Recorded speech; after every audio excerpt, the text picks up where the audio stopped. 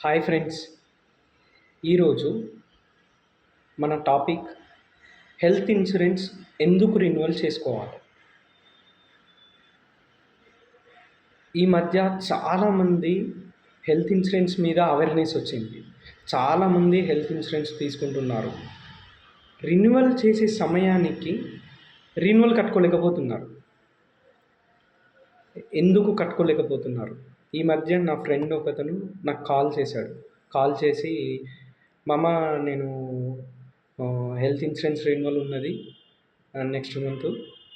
నాకు ఏం health issue లేదు కదా, మరి నాకు ఎందుకు అవసరం లేదు, నేను రెన్యువల్ చేసుకోను, లైక్ తీసుకో అని చెప్పేసి అని అన్నాడు.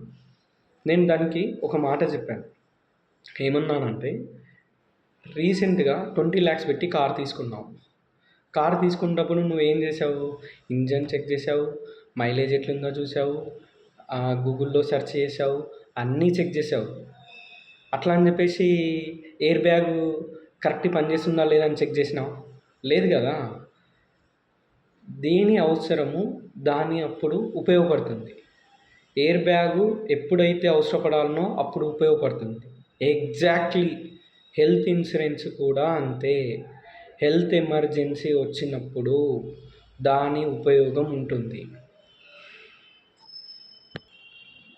మనం కట్టిన డబ్బులు మనకి యూజ్ కాకపోయినా పర్లేదు, హెల్త్ ఇన్సూరెన్స్ అనేది ఉండాలి.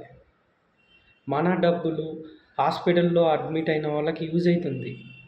నథింగ్ బట్ నేను మా ఫ్రెండ్కి ఒకటే చెప్పాను, మనం ఇండైరెక్ట్గా సేవ చేస్తున్నాం.